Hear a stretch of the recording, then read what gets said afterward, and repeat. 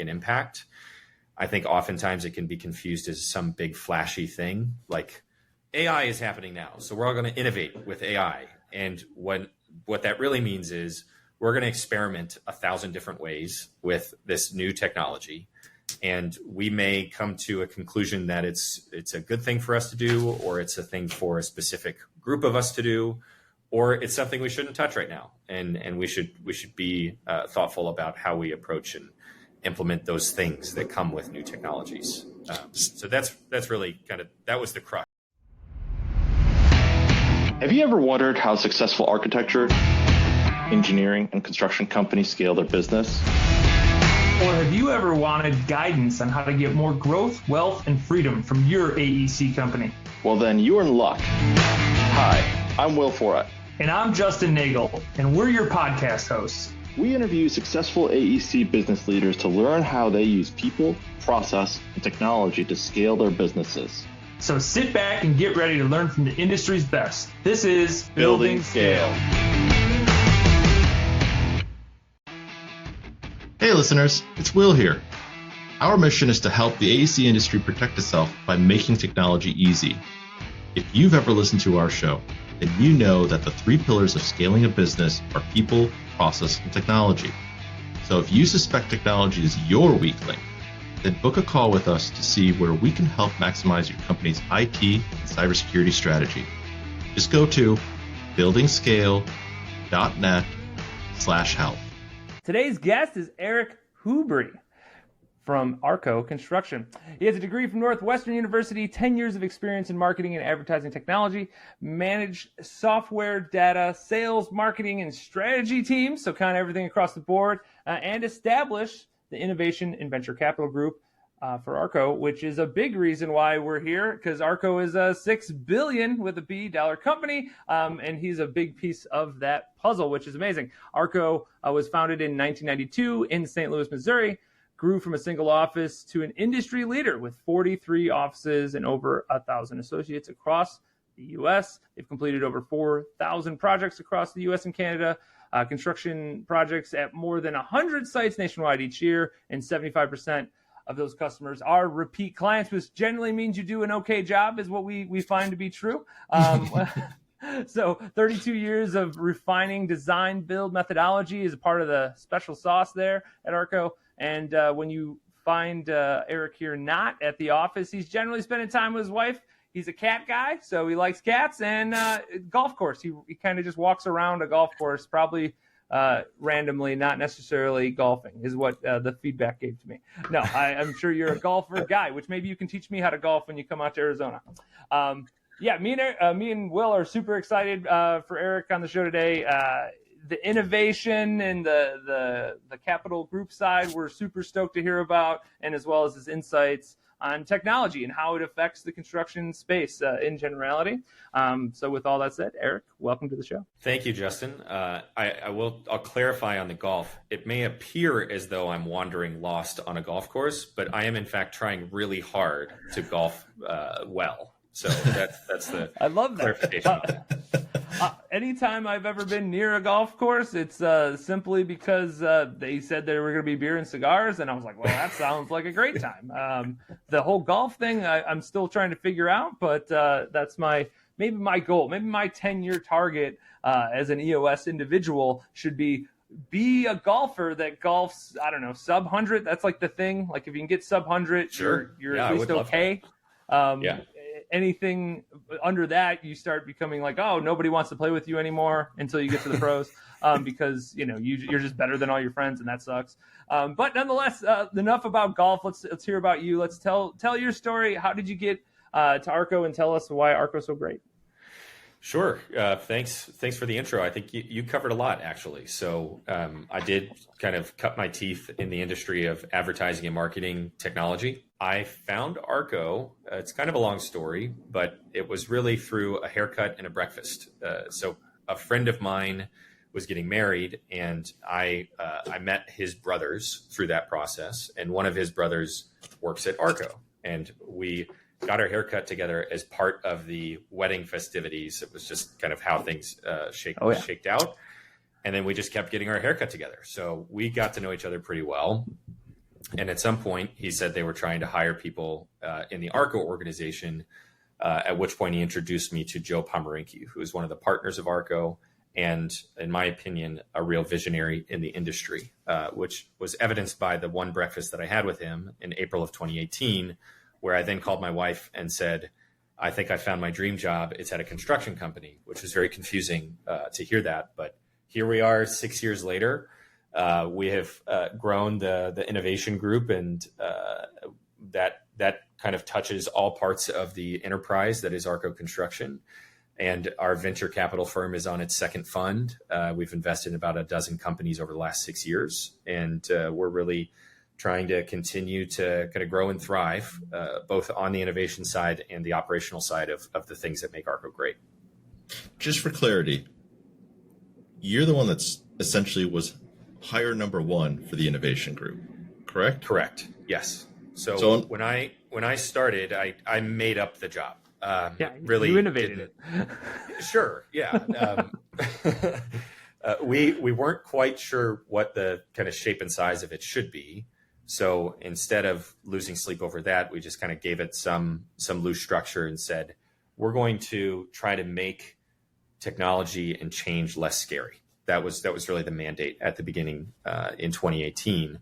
Was how do we introduce new ideas, or how do we adapt and change to the way the industry works or the way that we work in a way that isn't incredibly costly or lacking in focus or organization? Because when it comes down to it, oftentimes innovation, in my opinion, is small incremental changes over a long period of time that lead to a significant impact. I think oftentimes it can be confused as some big flashy thing, like AI is happening now, so we're all going to innovate with AI. And what that really means is we're going to experiment 1,000 different ways with this new technology. And we may come to a conclusion that it's a good thing for us to do, or it's a thing for a specific group of us to do, or it's something we shouldn't touch right now. And we should be thoughtful about how we approach and implement those things that come with new technologies. So that's really that was the crux of where we started. So sounds like you're the modern day Thomas Edison for ARCO. You are finding 10,000 ways that a light bulb does not work, so that you can find the one way that it does. Damn, that's what I just heard really there. Like you, Eric, because I've never called me Thomas Edison. I'll tell you that. Yeah, no, that's. I would say that's about the nicest way anyone has ever said. So it sounds like you fail a lot in your job, which is accurate. It is true. It is a lot about. I try to say those, like, any failure is actually information or feedback that we can pivot and adapt to. But very much, yes, we're here to kind of take the ideas, absorb those from different parts of the business, and try to figure out mostly what doesn't work. And then on the occasion we find something that does work, we try to really amp that up and say, let's really get behind this thing, because it should be something we all do. Absolutely. Okay. So why don't you describe, because I think this is a concept that only medium and large size companies can really do, where they can actually have a focus group, group, department, et cetera, that can actually do this, right? And smaller companies, their innovation is just figuring out their own processes, right? Yeah, absolutely. But at some point, you now have standards around a lot of different pieces to the organization. So at that point, it's like thinking through very hard problems, right, that are very complex. Yeah, with many different people affecting many different aspects of the organization, right? And sometimes even finding those, they're invisible threads. Sometimes you can't just pull on a thread and go talk to this person. Maybe you'll figure it out. You have to talk to a whole bunch of people, right? Yes. So can you describe to me a problem or a set of problems that you're currently solving, or something that you've had issue with, that obviously you've solved with failure along the way, just to help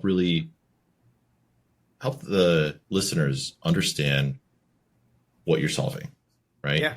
Yeah, absolutely. I have, I would hope I have examples of this. I can definitely speak to it. I think oftentimes the area we kind of exist in, and I think you're absolutely right on the like small versus medium versus large businesses. And I've had this conversation a lot internally where the partners that have been here for 25 years, they said innovation to them was figuring out a thing and then turning around at their desk and telling the rest of the team what they did better. And that was all you had to do. There wasn't a lot of effort needed to implement a new idea because everyone you were working with was sitting in the same room as you. And then you eventually grow to a size that you can't just turn around at your desk and share an idea anymore. You have an accounting department, you have a legal department, you have ops, you have safety, you have all these different pieces that starts to get a lot more complicated. So we often exist in this gray area where someone says, yes, that's a problem.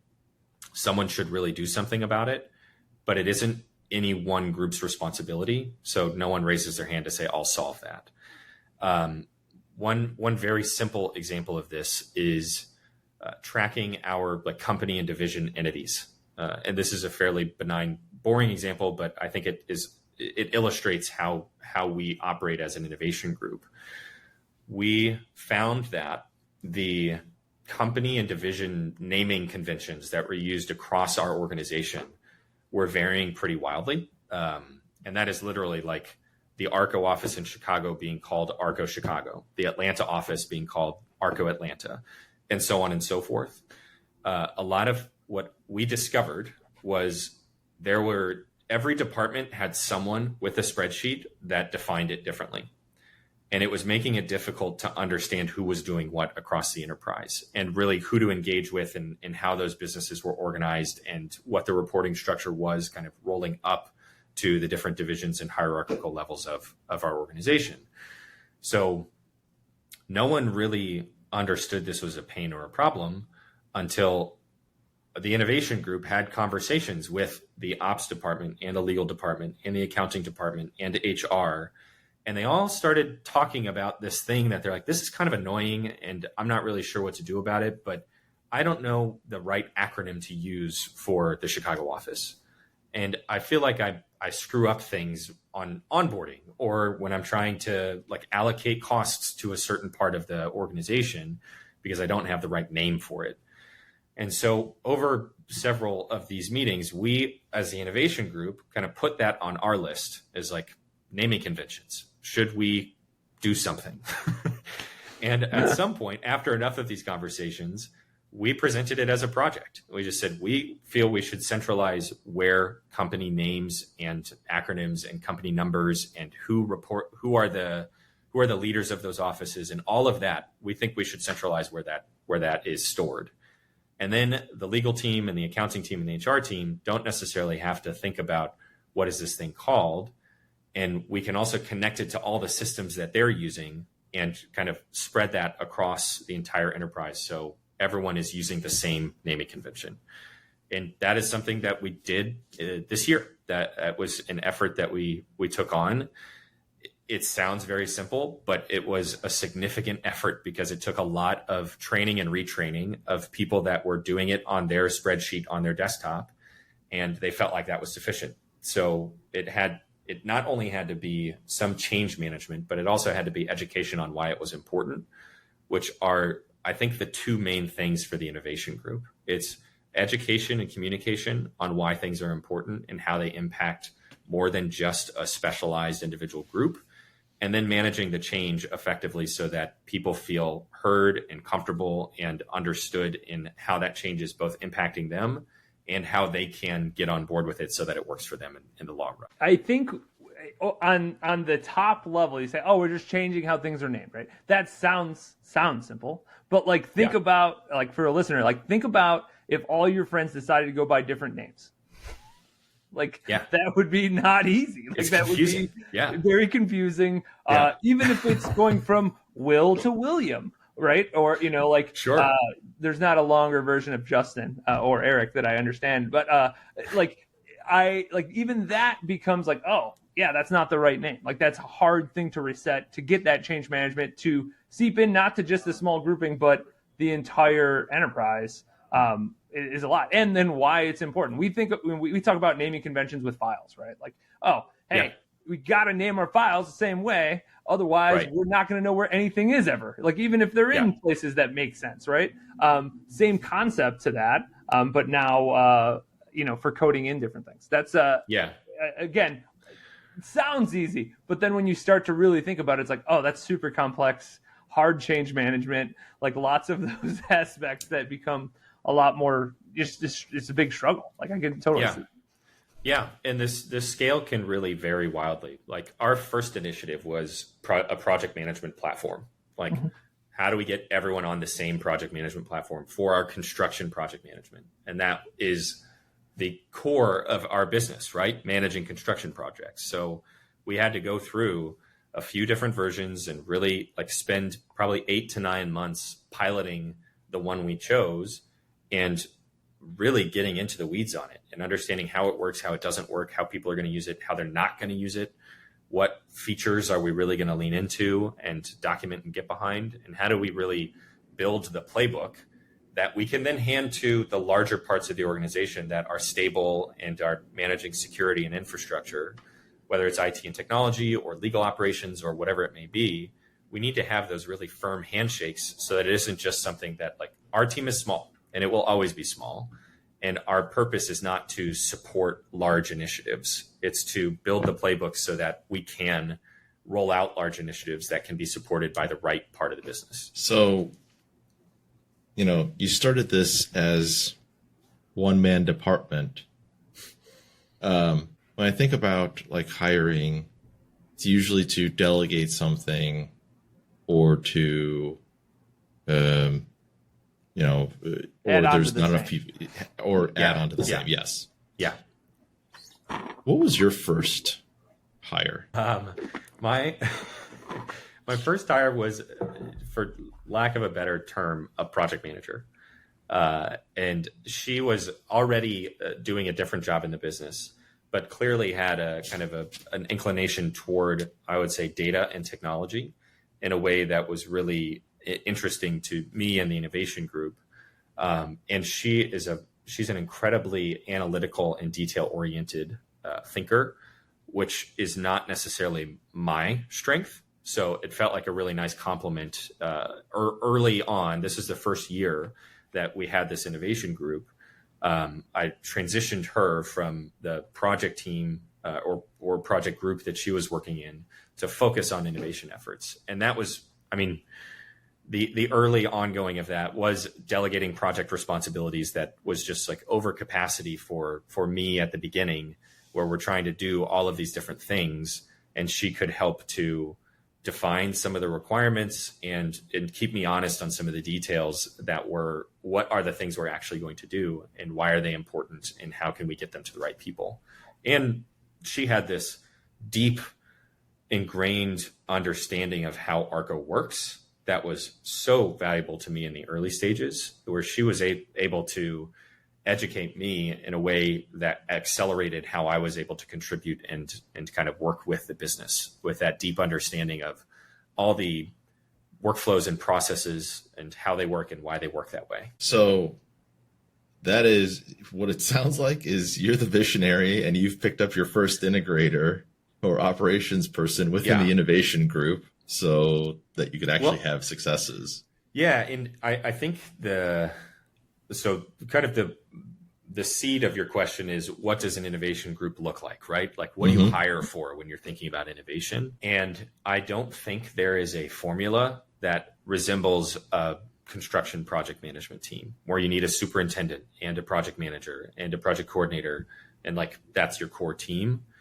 I often refer to our innovation group as the island of misfit toys at ARCO, because it is people with a very diverse background.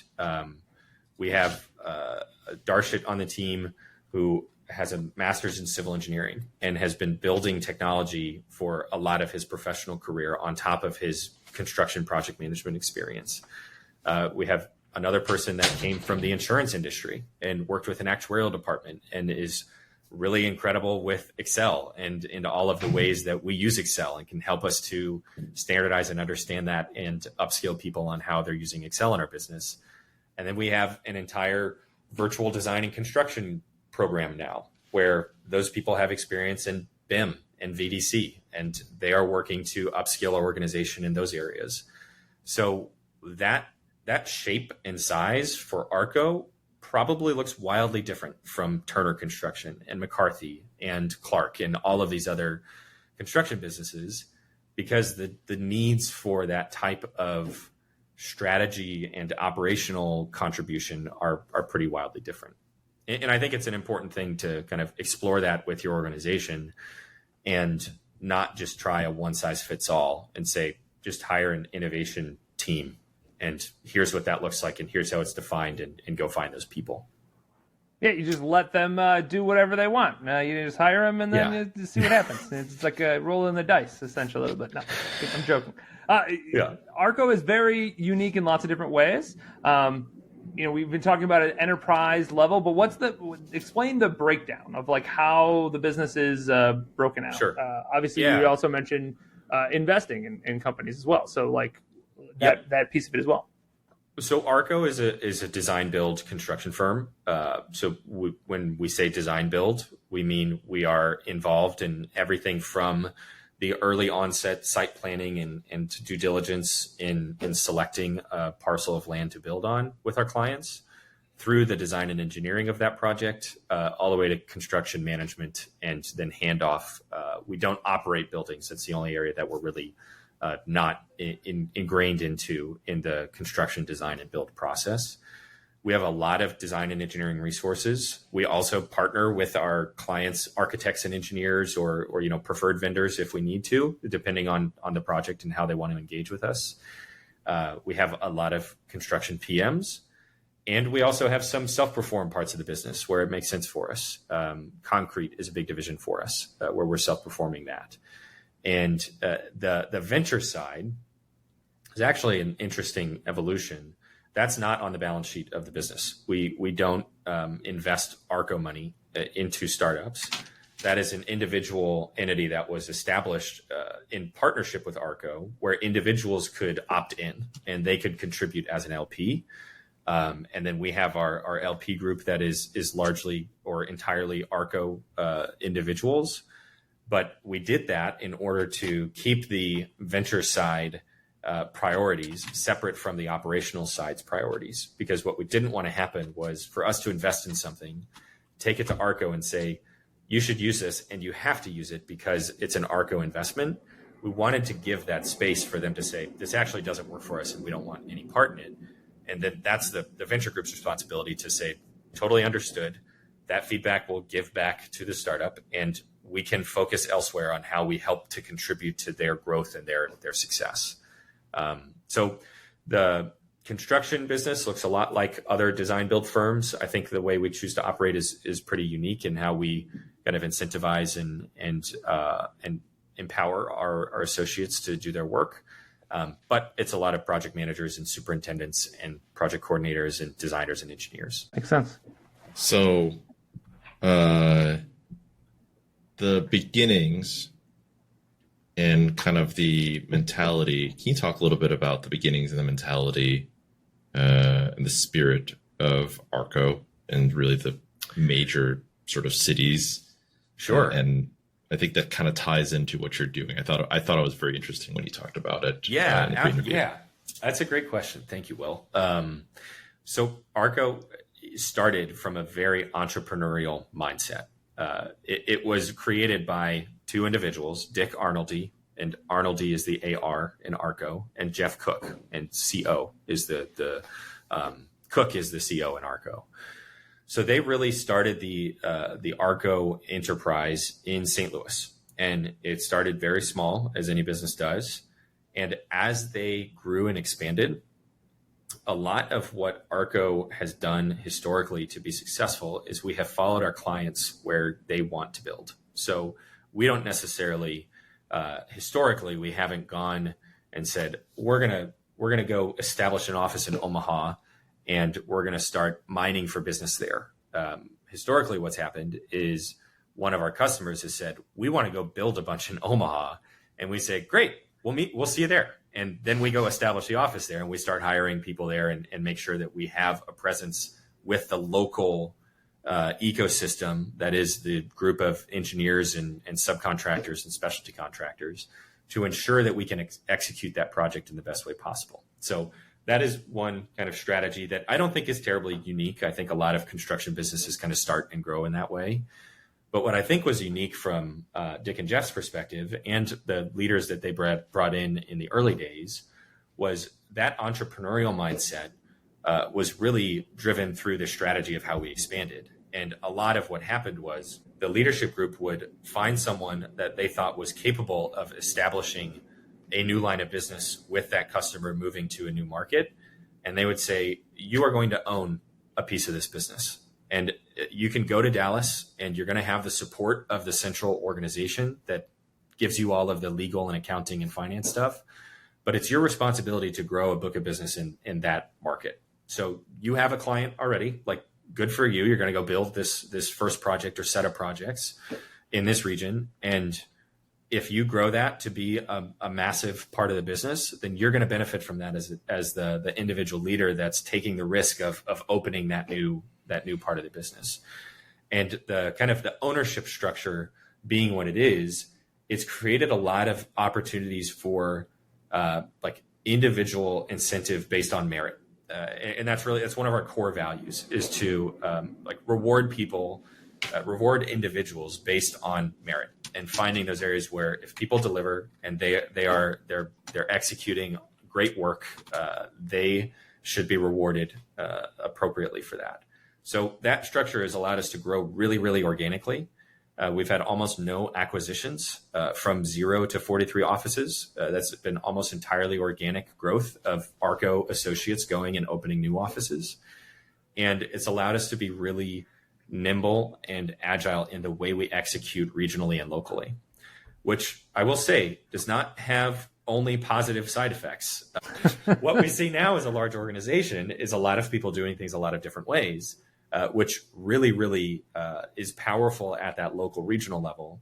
But then as you grow and become a large $5 to $6 billion organization, some of those things start to fray at the edges, and you start to have to kind of bring things back to a standard or a regular process that can be more repeatable and more consistent. And I think that's kind of where we're at. And Will, you guys, we talked about this. I forget the framework that you talked about from the last podcast, and I listened to it. I thought it was really fascinating. But we're kind of at that growing up or maturation stage where we are trying to establish processes and norms because the entrepreneurial piece has gotten us where we are. And we definitely want to continue to encourage and empower people to do things in the most creative, best way possible, but also carve off those pieces that are like, we don't need to get creative about how to manage a submittal anymore. Like, we just know how that works, and we should establish that. So if people are switching around projects, they know it's done a specific way. And we're trying to find those areas where we can kind of plug that and get people out of the way, get that out of people's way, so they know this is done a way that I don't have to think about, so they can spend most of their time on the high value things that are making ARCO special and are making them special in their ability to attack problems creatively. So what you were talking about, so the name for that is the Griner curve. So Griner. We have Thank you. So we have an episode, like a whole episode on that. That was like 50 episodes ago now. Somewhere in that ballpark. Somewhere in that ballpark. Super powerful stuff in there, right? Especially recognizing where you're at in that curve of maturity, and the sort of the crisis that you have to get past to get into the next level, of maturity. So I'm glad you enjoyed the episode. Firstly. Secondly, it's interesting to hear you talk about sort of the problems that are happening in this stage of growth or maturity. Yeah.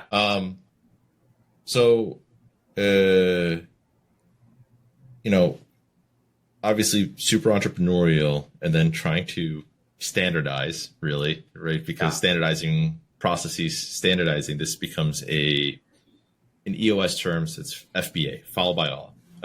Because this gets you on the same page. So it doesn't matter if you've never met the person before, but if you're talking about the same project or the same whatever it is, you can actually recognize that and one person isn't calling the fillet, the other one's called the steak, and not necessarily understanding whether we're talking about a sandwich or if we're talking about the city. So,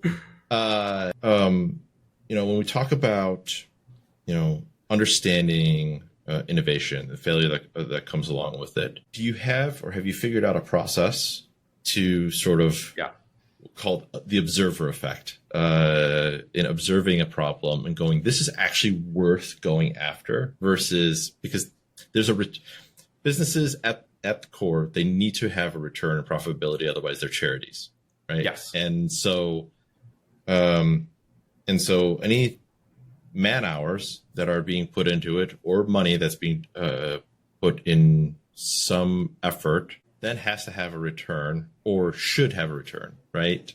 Obviously, there's failure there. You can't have a return on everything. Unexpected things happen, whatnot. Right. So can you talk to me about how do you quantify, how do you figure out, right, and quantify a return, especially with things that touch many different places? Yeah. And it could be very small increments of time. Yeah. So I'm happy to get really into the weeds on this and really practical. Yeah, nerd out on it. We're do totally. You guys care if I name drop Airtable and stuff like that? No, because go ahead. Okay, so I learned this the hard way. It's really hard to quantify preventing a bad thing from happening. And that's a lot of what innovation does. It's like, oh, we've reduced risk so that a bad thing doesn't happen anymore. And the floor is immediately raised to oh, that bad thing never happened. So we don't have to worry about how much it costs or what it was doing to impact us. So a big challenge for innovation at ARCO, and I think anywhere, is quantifying our value, right? So a lot of times the way it begins is literally putting, we use Airtable for our project management and kind of idea management of things that we hear about. So if someone in a conversation comes to us and says, I hate this thing or I love this thing, it's probably going on our list, right? Because if they love it and it's not scaled for everybody to do it, then it probably should be. And if they hate it and it's something that they're having to do all the time, we can probably get that out of their way. So we look for that, on the spectrum of love and hate, we're trying to operate on the poles of those emotions. And then we're trying to define that clearly, where it starts with literally one line in a row in a table on Airtable. It's just heard this idea, heard it from this person. And then over time in our team meeting, we'll bring up that list and we'll say, okay, tell me about this idea that you heard about. And then we'll start to flesh it out. We'll say, has anyone else heard about this? Should we be asking people? Should we be getting into conversations with more people about it? And we work hard to define enough about that to say whether it is something that is worth pursuing or not. And then from there, we have a project brief that is a 2-page, essentially an executive summary that we fill out. And then we start shopping to executives for support. And we say, we think this is important. Here's the problem. Here's our proposed solution. And here's how much time and energy and resources we think are needed to resolve it.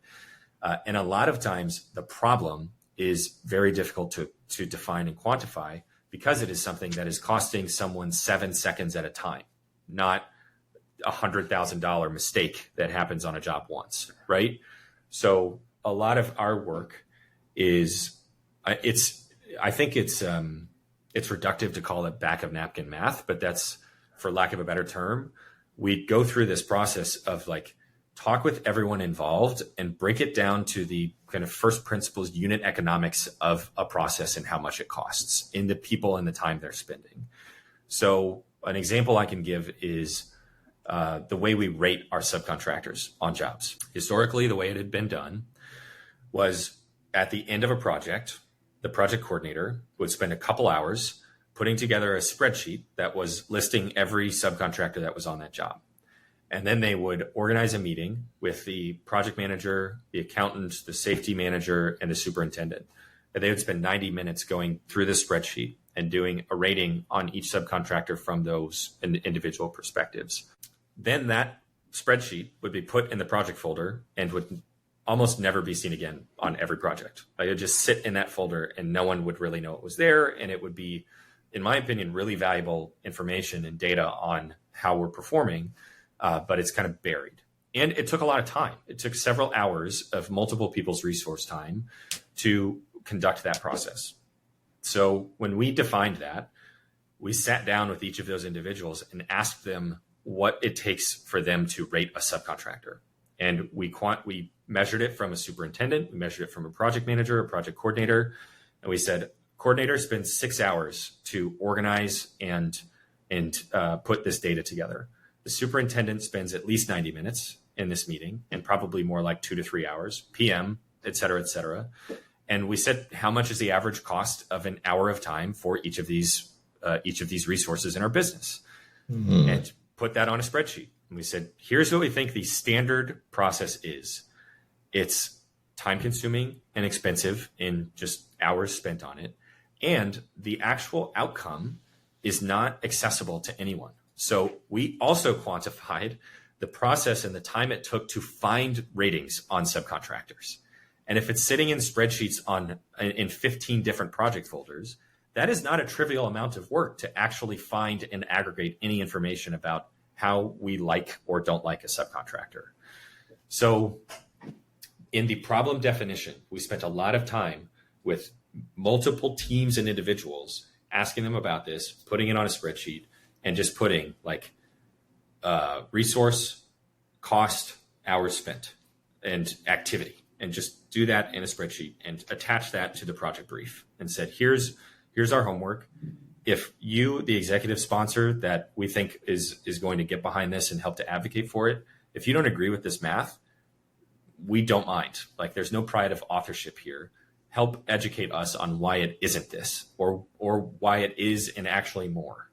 And so that whole process takes, that can take a few days if people are really responsive, or it can take a couple of months because it's a lot of time corralling those different resources and getting the time for them to focus and understand what we're asking about, and then to put that into some structure that people can understand.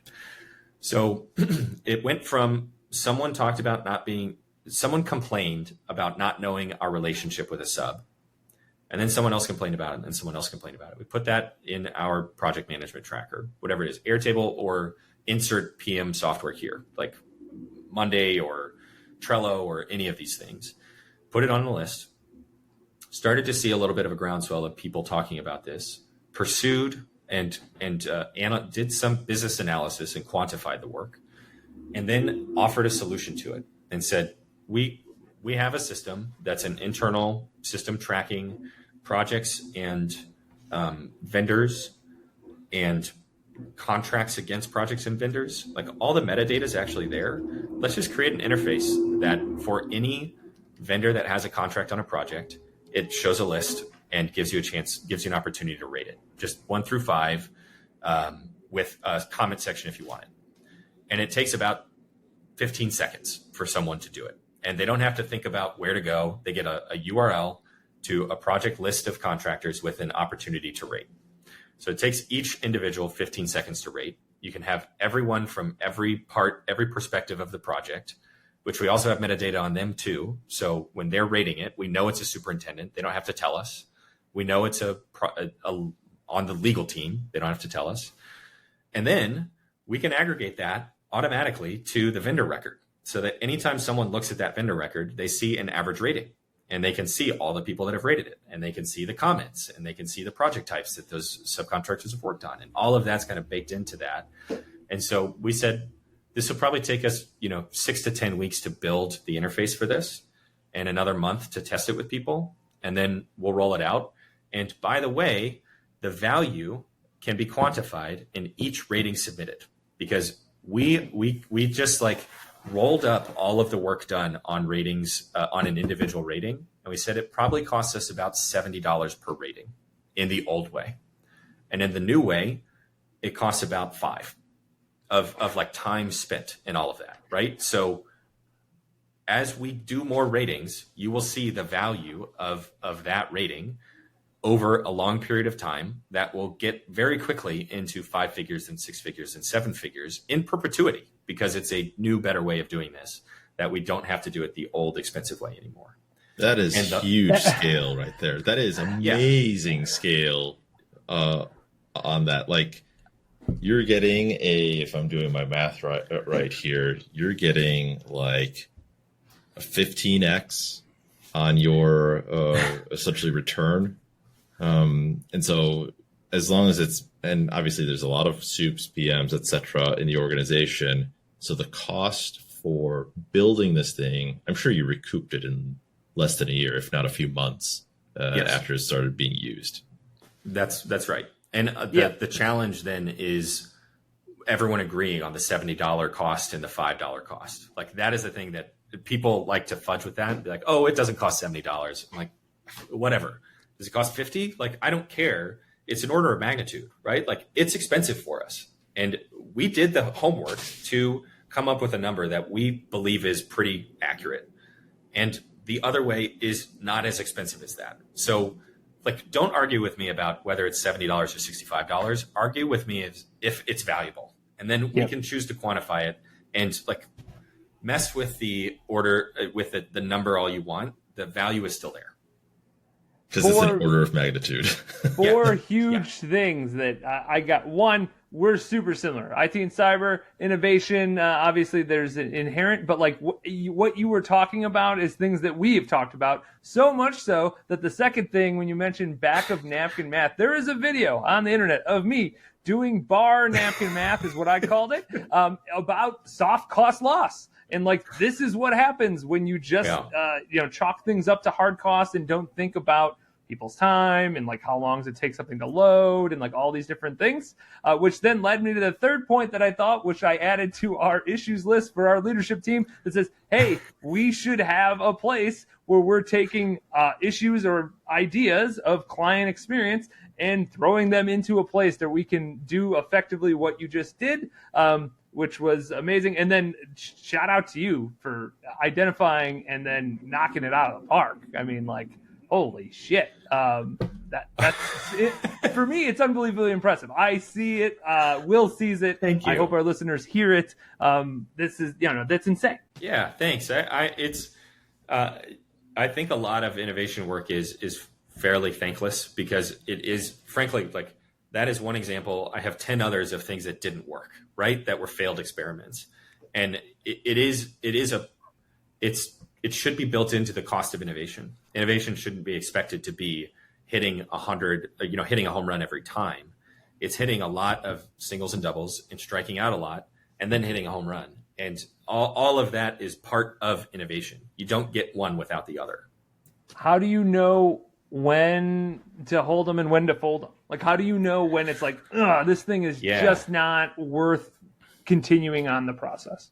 I think a lot of that is like, my heuristic is, are people excited about it or interested or angry? Like, again, are they on some polar opposite of the spectrum of emotions where they're really reacting to it? And a lot of our work is, I spend so much of my time in meetings with lots of different people, just talking with them about these things and trying to disseminate a lot of information to a lot of different perspectives.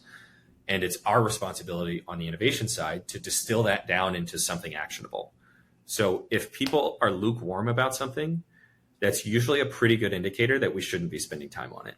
And if people think we're really wrong and they're really passionate about it, even if they disagree with us, we think this seems like something we should be paying attention to, because people are really passionate about it. Either they love it or they hate it. And so we really, like, let's not necessarily just shut it down because they said we shouldn't, but let's cautiously, like, just approach this and ask some more questions and get some more clarity on it. So for me, I mean, it's kind of it's a squishy heuristic, but the reactions we get from the relationships and people interactions that we have across the business are usually what's informing us to pursue something or not. If you don't love it in the store, don't buy it, because you're not going to like it at home. That's what you say, when you buy a dress, because I'm sure we all have a lot of experience with that. But nonetheless, it makes sense. Like, if you're not excited about it when it's hard, you're not going to like it later. Okay. I love the example that you gave, because it really helps. It helps illustrate that throwing people at a problem isn't necessarily the right answer. You actually solved it through A, first identifying it, B, throwing more people at it isn't, or more process at it isn't actually the solve. You're throwing technology at it, and not necessarily that it's taking people's jobs, right? But it's making people's jobs easier, and in the same right. And in the same right, also making it so that you can scale better inside of the organization, right? You're not creating repeat mistakes. A lot of the scale components becomes removing the human factor of, decision making, or the human factor of making mistakes, right? To error, and reducing reducing those errors is a great way to help with scale, right? And I wonder, is there any fear, like as you're solving these problems, is there any fear of people losing their jobs? No, not at ARCO. We run, I'd say we run really lean for a construction organization.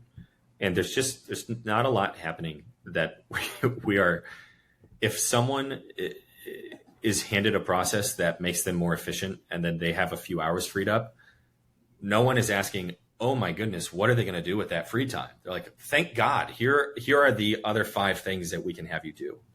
We are a very, very, and I think that also speaks to the entrepreneurial mindset. Like, we have not specialized people into a box where you just do the thing in the box and that's it.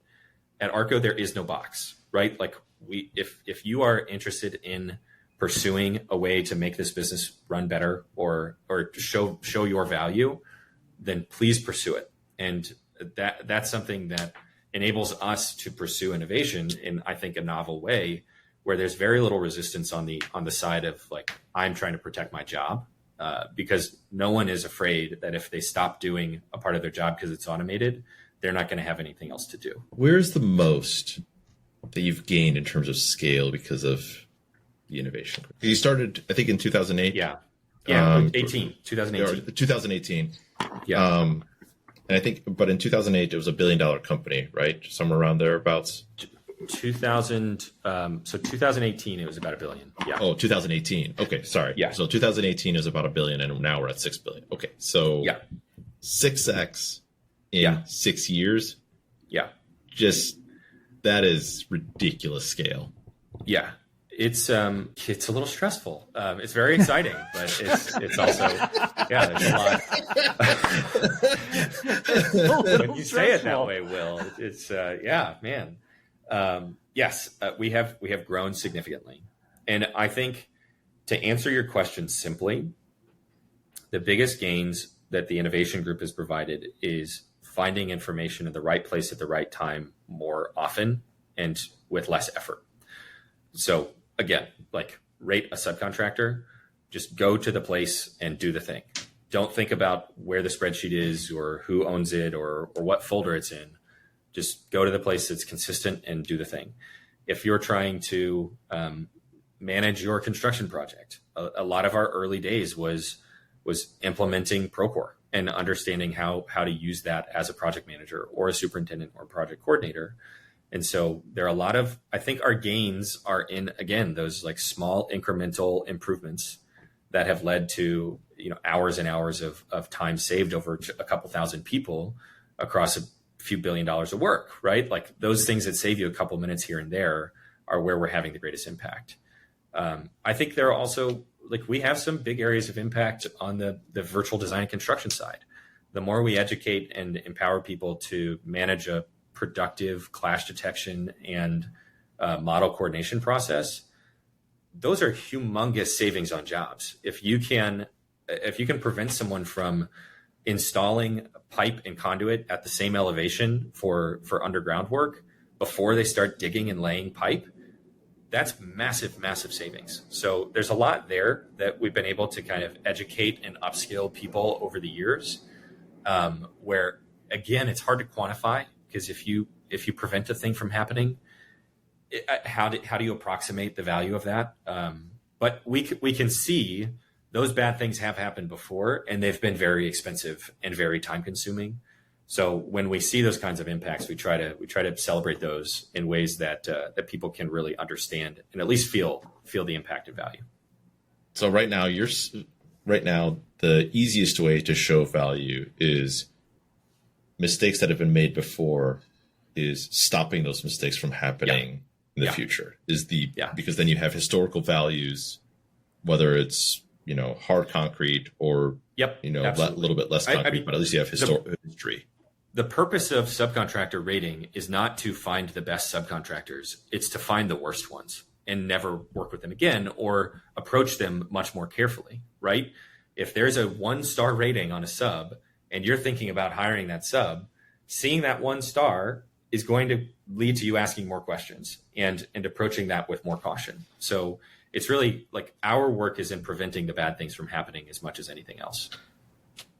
The way I kind of view it is buying wins by essentially shedding the losses, right? You're essentially buying wins. Is a way to look at it. Okay. Super cool in kind of the thought process. And I hope our listeners, as they listen to this, even if they're smaller, their own innovations are going to be very much related to kind of how they're growing and scaling their business. But at some point, right, when you start, forget how it goes. Justin, help me out here. It's you scale to the level of your own incompetence or something like that. Do you know the terminology, how it goes? I do not know the terminology. I think I understand what you're getting at, but I don't have some magic words in my back pocket for you.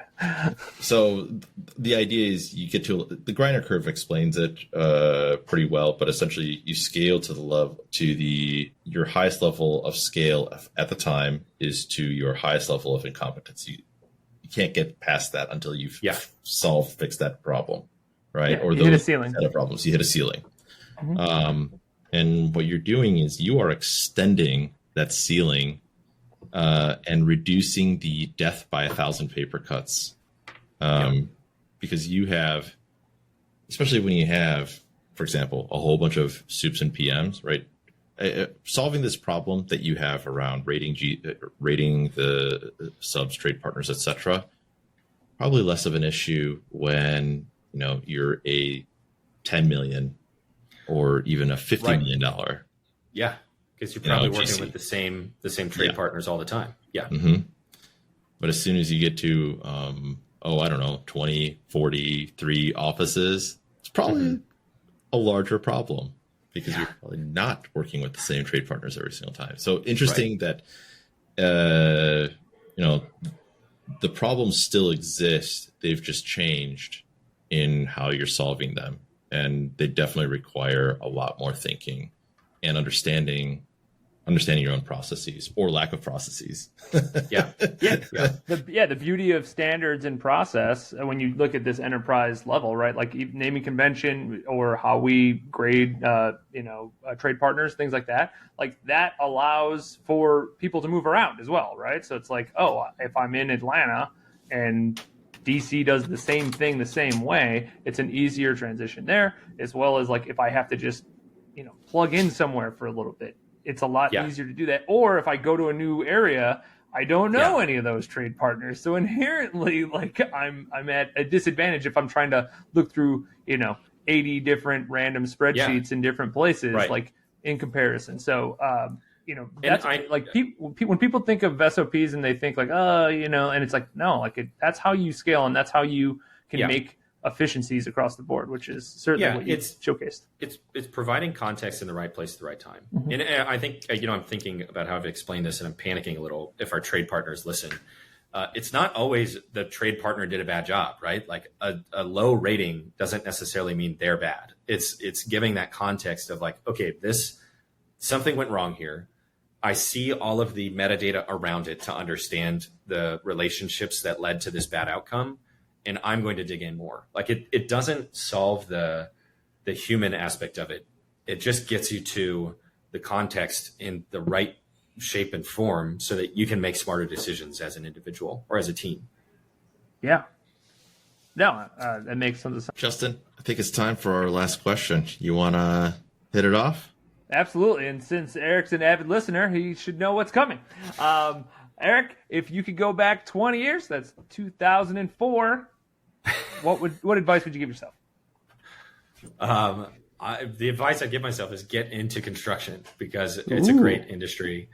But I think more seriously, I